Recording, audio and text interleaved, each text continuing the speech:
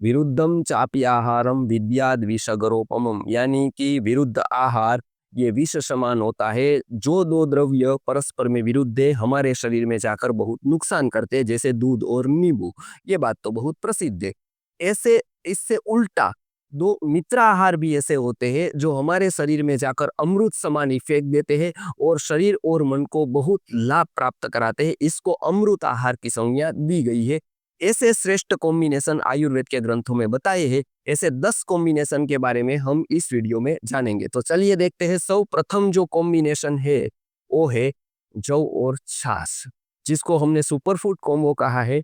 जौ और छाछ ये दोनों परम सात्विक है। तो जिसको भी सात्विकता बढ़ानी है, साथ कोई साधना करनी है, अपने मन को शांत प्रसन्न बनाना है, इसको जौ का और छाछ का सेवन अवश्य करना चाहिए। तो ये एक श्रेष्ठ कॉम्बिनेशन है। आप जब भी जौ की रोटी खाए तब उसके ऊपर छाछ अवश्य पिए, क्योंकि जौ को पचाने वाले भी छाछ है।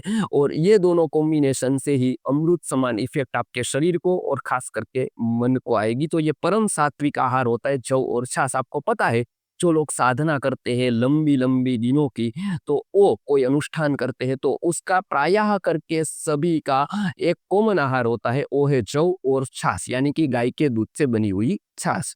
दूसरा कॉम्बिनेशन है मक्खन और मिश्री। आपको पता है भगवान कृष्ण ने मक्खन और मिश्री दोनों साथ में खाया था। इसके लिए मक्खन मिश्री का ये कॉम्बिनेशन विश्व भर में खास करके भारत भर में प्रसिद्ध हो गया। मक्खन भी पित्त को शमन करता है, मक्खन भी शरीर को पुष्ट करता है, और उसके साथ में यदि मिश्री भी आ जाए तब सोने पे सुहागा हो जाता है, यानी कि उसकी जो शक्ति वर्धन करने की क्षमता कई गुना बढ़ जाती है। तो ये मक्खन और मिश्री का तो सुप्रसिद्ध कॉम्बिनेशन है, ये दूसरे नंबर का है।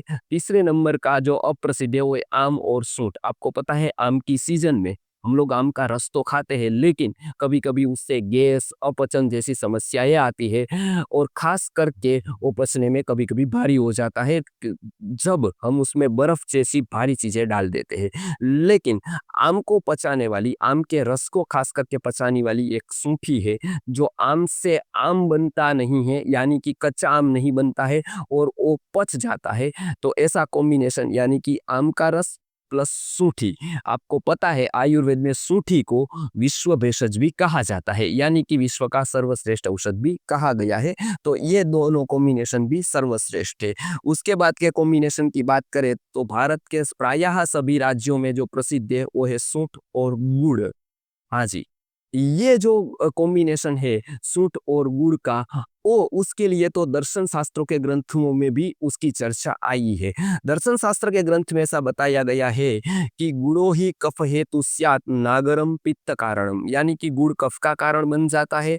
नागरम यानी कि सूंठ होता है, वो पित्त का कारण बनती है। द्वयात्मनि न दोषोस्ति गुड़ नागर भेषजे, यानी कि यदि दोनों मिल जाते हैं तो दोनों के दोष परस्पर में खत्म कर देते हैं और दोनों के गुण बाहर आ जाते हैं। तो सूंठ गुड़ का कॉम्बिनेशन खास करके ठंड की ऋतु हो, कफ के रोग हो, तो अवश्य करना ही चाहिए। लेकिन स्वस्थ व्यक्ति भी यदि कम से कम ठंड की ऋतु में ये कॉम्बिनेशन ले तो अनेक प्रकार के रोगों से बच सकता है। उसके बाद के कॉम्बिनेशन की बात करें तो इलायची प्लस केला। आज ये इलायची केला की बात नहीं हो रही है, केला केले के साथ में इलायची खाने की बात हो रही है। हाँ जी, कभी-कभी भ्रांति हो जाती है, क्योंकि इलायची प्रकार के केले भी आते हैं जो बहुत छोटे होते हैं। लेकिन आयुर्वेद में बताया गया है कि केले कभी भारी हो जाते हैं, गैस करते हैं। ऐसे बहुत सारे जो केले के अवगुण भी है, उसको इलायची पचाने में मदद करती है, यानी कि केला के वो गुण दूर करती है। तो केले को यदि आपको खाना है तो इलायची के साथ खाने से केले के बहुत सारे लाभ मिलेंगे। तो ये कॉम्बिनेशन भी एक इलायची प्लस केले का सुप्रसिद्ध है। आगे हम देखें केला और घी। जी हाँ, केले में बहुत पौष्टिक तत्व है, लेकिन जब केला ही घी के साथ जब मिल जाता है तब केले की वो पौष्टिकता प्रदान करने की ताकत अनेक गुनी बढ़ जाती है। इसके लिए जो बहुत सुखी होता है, संपन्न होता है, इसके लिए एक कहावत आ गई है गुजराती और हिंदी भाषा में कि उसको तो घी केला है, यानी कि उसको सब तरफ से सुखी सुख है। तो उसके लिए घी केला ऐसा बताए, क्योंकि दोनों जब मिल जाते हैं तो पौष्टिकता बहुत ही बढ़ा देते हैं। तो जिसको पौष्टिकता की कमी है या तो फिर शक्तिवर्धन करना है, इसके लिए ये सुपर फूड बहुत ही आवश्यक है, केला और घी। उसके बाद का कॉम्बिनेशन यदि हम देखें तो जायफल प्लस दूध यानी कि जाति फल युक्त दूध। जी हाँ, हम बात करेंगे कि ये दूध यदि भैंस का लिया जाए तब तो सर्वश्रेष्ठ हो जाता है। क्यों?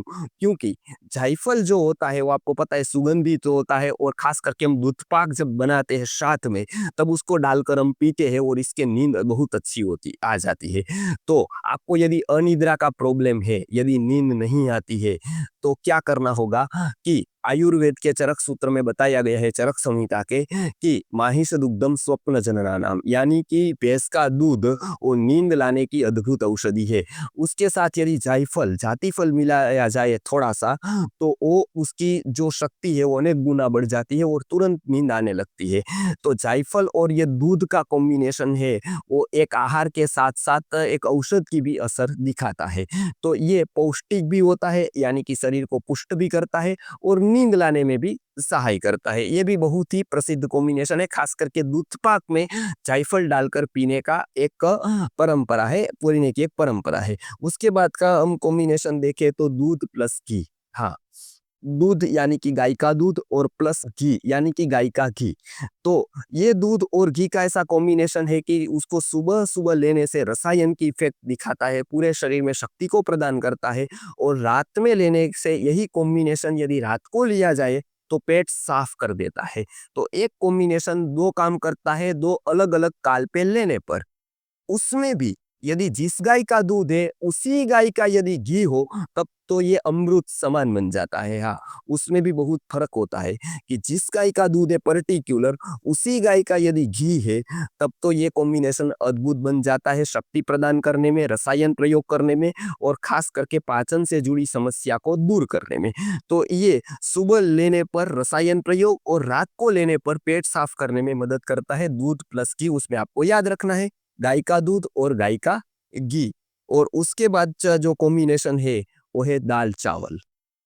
एक रिसर्च के अनुसार सारे के सारे न्यूट्रिशन कोई फूड में यदि बताने हो तो वो सबसे श्रेष्ठ कॉम्बिनेशन बनता है दाल और चावल का, जिसमें सारे के सारे न्यूट्रिशन जो हमारे शरीर को ज़रूरी होते हैं वो सारे के सारे दाल और चावल में पाए जाते हैं। इसके लिए भारत में कई राज्यों में ऐसी परंपरा हुई कि दाल और चावल ही उसका मुख्य रूप से आहार रहा। हालांकि हम भूलते गए अभी इस आहार को, लेकिन ये जो कॉम्बिनेशन है वो अद्भुत है।